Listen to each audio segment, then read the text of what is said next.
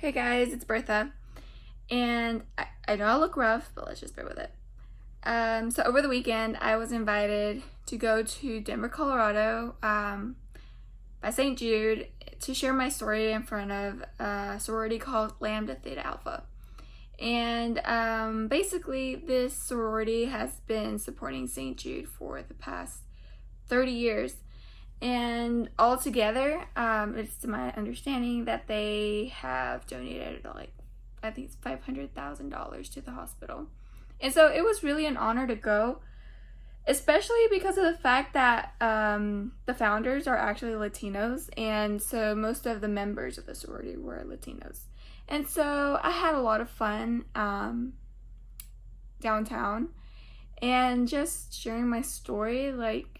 My whole time in Colorado was just awesome. And well, this is just a video of my story and what happened during the event of the little ceremony when I shared my story. And so now I'm just repeating myself, so let's get to it. And thank you. Okay. Good energy, you guys. Okay, I'm so excited to be speaking in front of a Latina community that has helped and great service for the hospital. I was so excited and I'm so honored. Yesterday I thought I was going to speak yesterday, but it turns out it was for today, and I was like, oh man, I didn't even wear my hoops, and Latinas usually wear hoops, and so that's why I wore my hoops, but barely anyone's wearing hoops, but it's okay. Okay, good.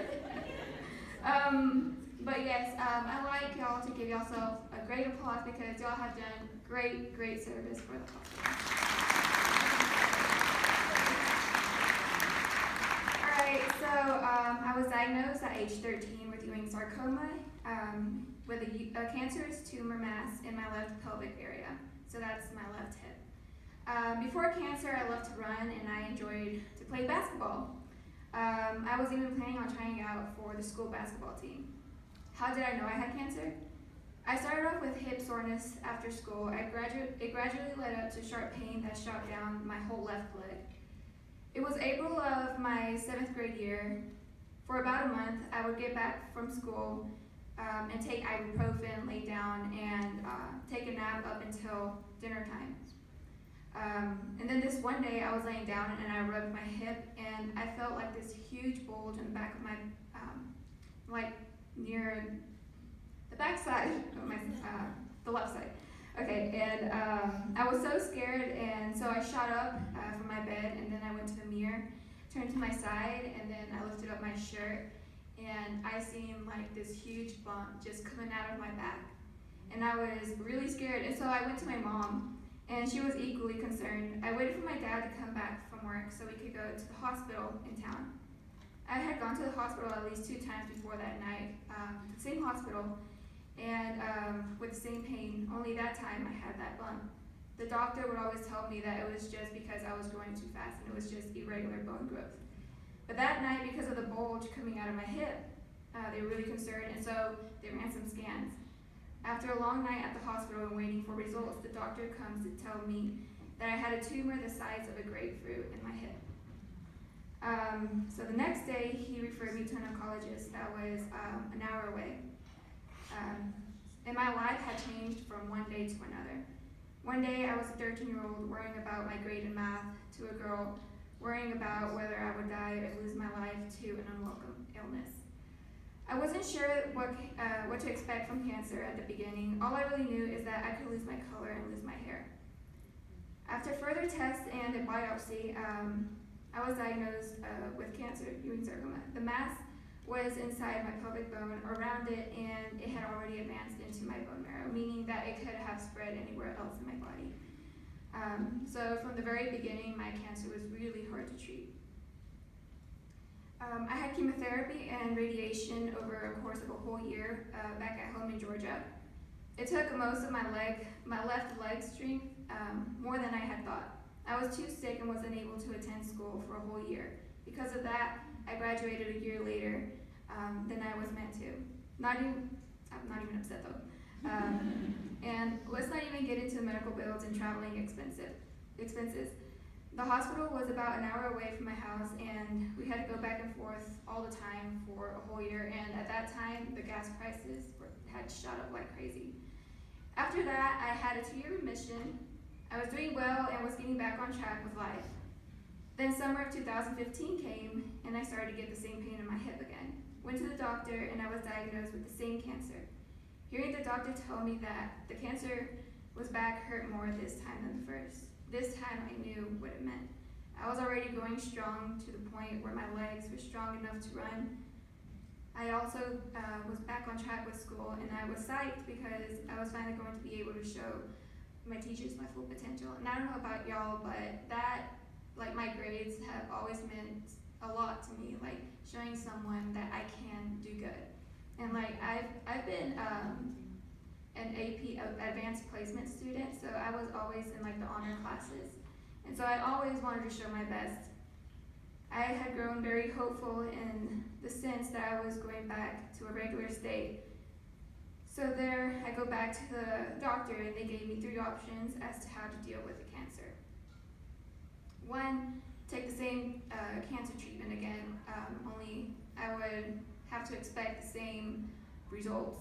2, take a pill that would grant me a decent quality of life for about a year. 3, get referred to hospital in St. Jude. And St. Jude was my only hope, and it has been ever since. So after about a month of that happening, Mom and I arrived at the hospital in Memphis. We didn't know how much we would have to pay for treatment there, or the place to stay, and how much money we would have to save up for our meals. So aside from the worry about my health, we worried about the payments and expenses. The person at the registration office, the first person we met at St. Jude, went through what to expect from the hospital. She told us the rules, where a few of the clinics were at, and then where the patients would stay in when they went to the hospital in Memphis. At this point, me and my mom were like, okay. But then, this is whenever me and my mom were like, whoa. She said, it was free for patients to stay at housing. We got free meals, reimbursement for transportation. We didn't pay for any of our scans or chemotherapy or radiation therapy. Basically, we had no bill to pay. Mom and I were wide-eyed, and we just felt like a heavy weight just come off our shoulders. It's like kind of like getting your tuition paid for, if that makes sense, for free. And St. Jude is like a slice of heaven to me and my family, and it has been ever since. So I've been treated there for the past 5 years. It has grown to be my second home. I know, right? A hospital be a second home. For a minute, my life was going dim whenever they had diagnosed me again with cancer. But once I stepped into the hospital and got to know it, everything lined up, and I had and still have an immense hope in my heart. Ever since my doctor gave me St. Jude as a third choice, it has been my only hope. Aside from the medical stuff, my team, obviously they're not here, they're back in Memphis. They helped me stay on track with school and on top of my life. And I just want to give a quick shout out to them. I know they're not here, but I'm just so immensely thankful for them and all the other staff. But like my team, I feel like every patient feels like their team is the best, but obviously I feel like my team is the best. Okay, so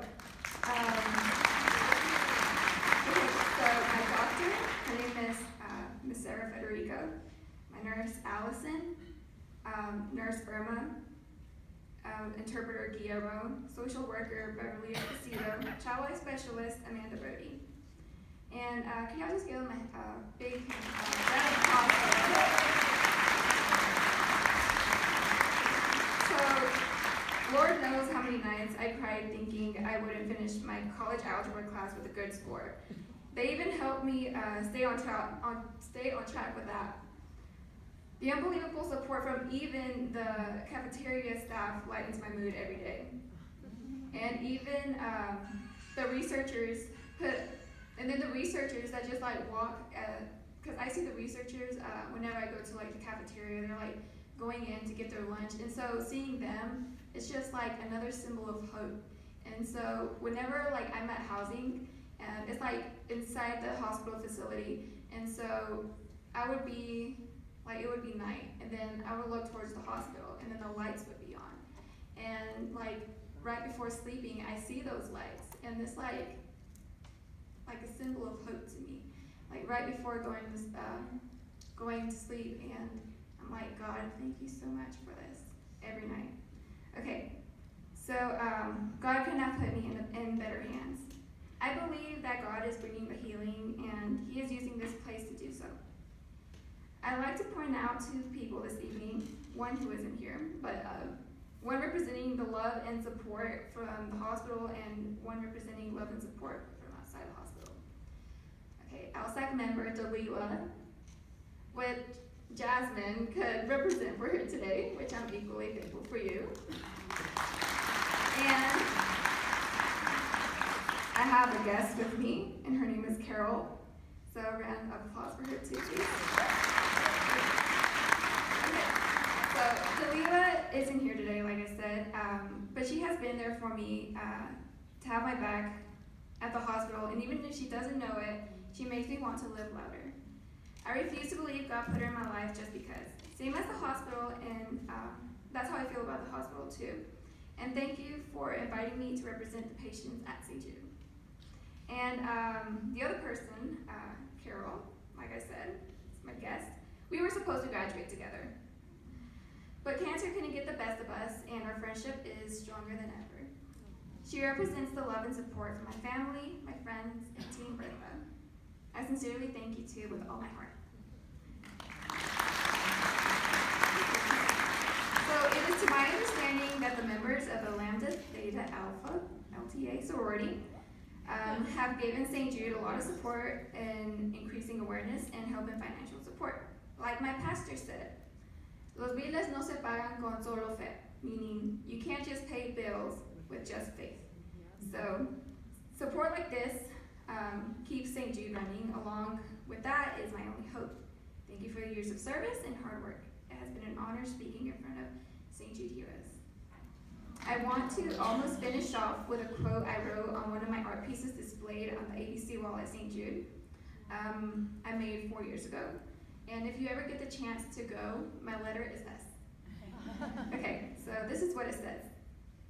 It is a safe haven made up of strong patients and families, sweet nurses and doctors, and other supportive staff. I feel safe there. They have beautiful scenic areas around the hospital where I can just relax, especially after a long day of chemo. Being here will scar you for life, I guarantee you that. Finding cures, saving children. And this is my ending statement. 1 out of 5 children will end up losing their life to cancer.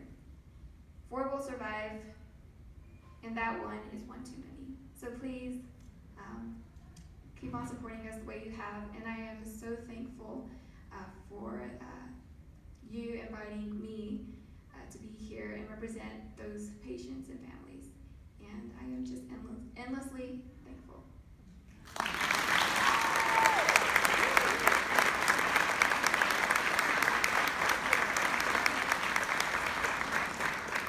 Bertha is right. You are all St. Jude heroes, and we celebrate you standing up with St. Jude to help fight the battle against childhood cancer. So now you see one of our St. Jude special patients, and it's helped put a face as to who you are helping and who you are saving.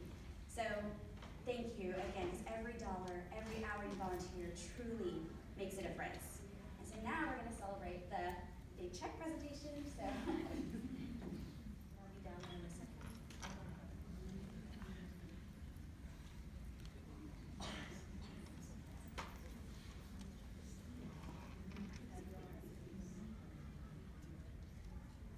This year, or for this past year, we have raised $53,010.